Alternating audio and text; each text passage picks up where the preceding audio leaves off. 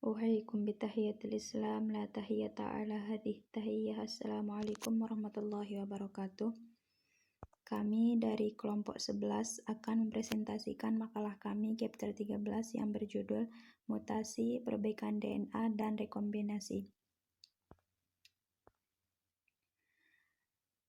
Saya Nunung Azizah sebagai pemateri pertama yang akan membahas tentang mutasi, macam-macam mutasi, dan jenis-jenis mutasi.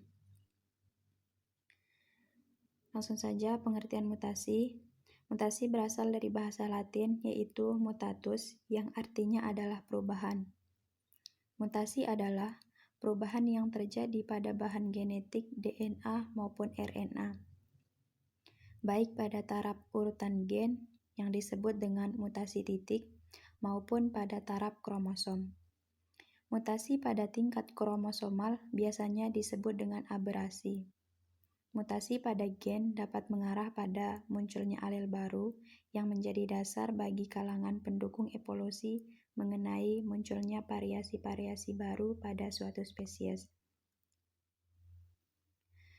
Tujuan mutasi adalah menghadapi suatu perubahan alam yang sewaktu-waktu akan timbul secara tiba-tiba. Jika perubahan sudah muncul, maka ada dua kemungkinan yang dapat timbul, yaitu yang pertama, sifat yang bermutasi lebih mudah beradaptasi dibandingkan dengan sifatnya yang asli, sehingga karakter yang asli kemungkinan hilang dari individu tersebut. Yang kedua yaitu sifat yang bermutasi tidak cocok terhadap lingkungan yang baru, sehingga individu, populasi, maupun spesies itu yang memilikinya akan susut atau punah. Berdasarkan hal ini, dapat dikatakan bahwa cocok atau tidaknya bagi individu yang bermutasi tergantung pada Berdasarkan hal ini, dapat dikatakan bahwa cocok atau tidaknya bagi individu yang bermutasi tergantung pada daerah di mana individu atau populasi tersebut itu tinggal. Yang pertama, sumber variabilitas genetik yang diperlukan untuk evolusi. Replikasi yang akurat ini terbukti bergantung sebagian pada aktivitas proofreading yang dibangun ke dalam DNA polimerase yang mengkatalisasi DNA perpaduan. Sehingga, dengan demikian, mekanisme telah berkembang untuk memfasilitasi transmisi yang setia terhadap informasi genetik dari sel ke sel, dan akhirnya dapat menginformasikan dari generasi ke generasi. Meski demikian, kesalahan dalam materi genetik memang terjadi. Perubahan yang diwariskan seperti itu di materi genetik disebut dengan mutasi. Istilah mutasi mengacu pada dua. Yang pertama yaitu perubahan materi genetik dan proses di mana perubahan itu terjadi. Mutasi adalah sumber utama dari semua variasi genetik yang dimana mutasi ini menyediakan bahan mentah untuk evolusi. Mekanisme rekombinasi menata ulang variabilitas genetik yang menjadi kombinasi yang baru, dan seleksi alam maupun buatan akan mempertahankan kombinasi yang terbaik yang disesuaikan dengan kondisi lingkungan yang ada. Tanpa mutasi, mungkin semua gen hanya akan ada dalam satu bentuk saja, sehingga alel itu tidak ada, dan analisis genetik klasik tidak akan mungkin dilakukan, sehingga populasi organisme tidak akan dapat berevolusi dan beradaptasi dengan perubahan lingkungannya. Yang kedua yaitu macam-macam mutasi.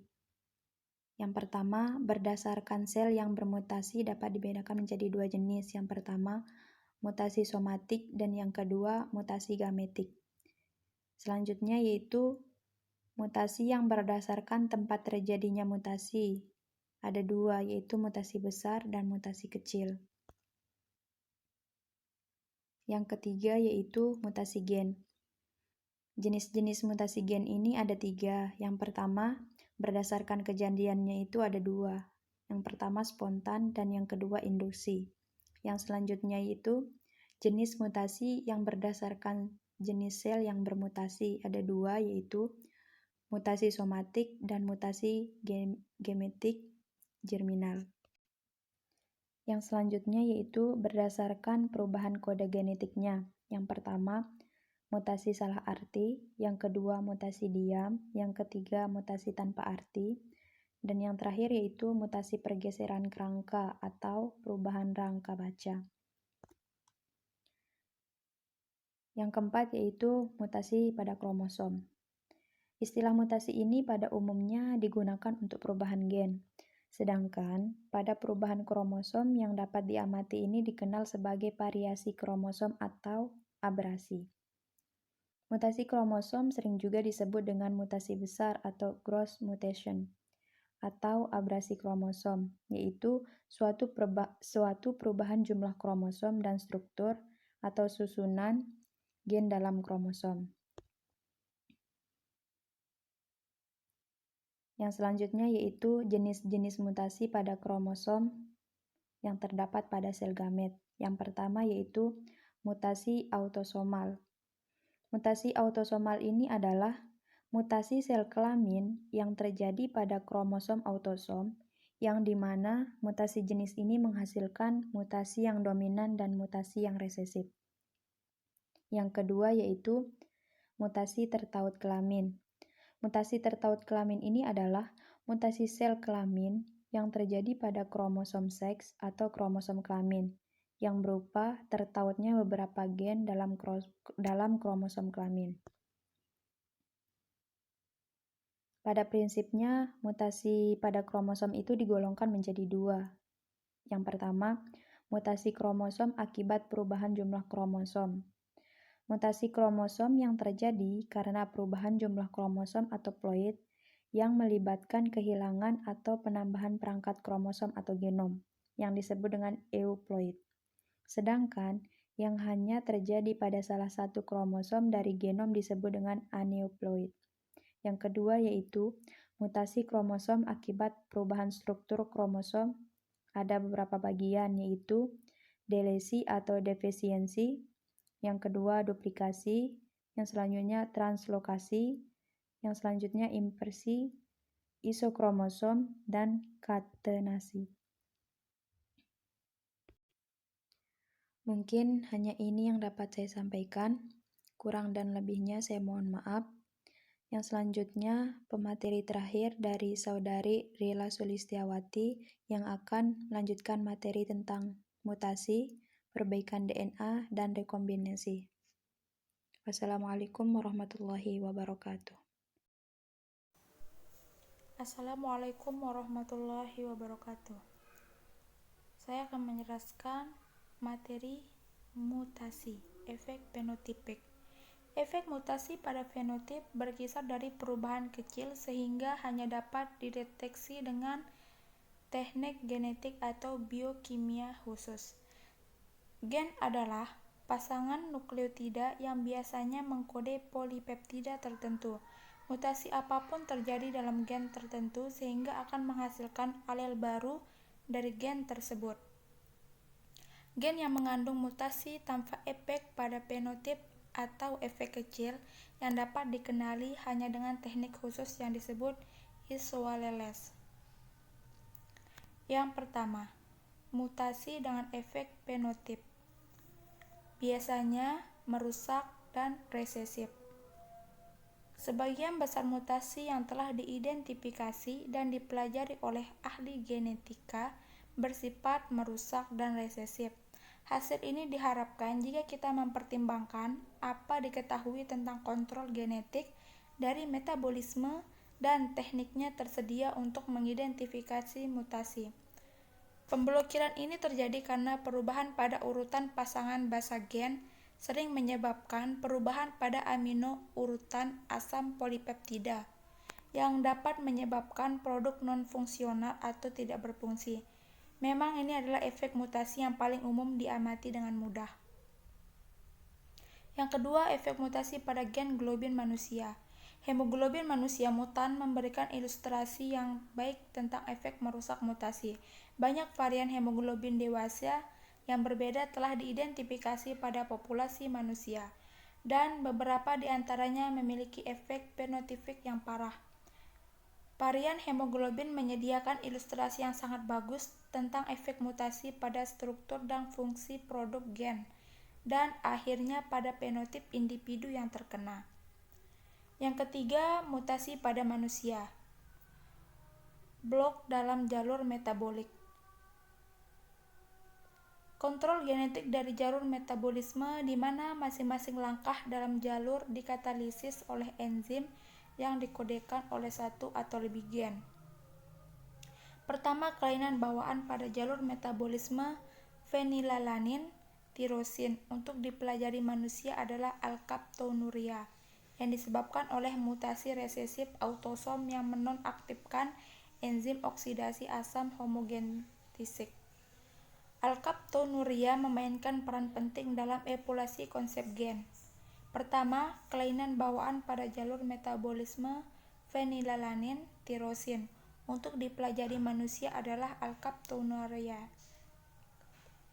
yang disebabkan oleh mutasi resesif autosom yang menonaktifkan enzim oksidasi asam homogentisik.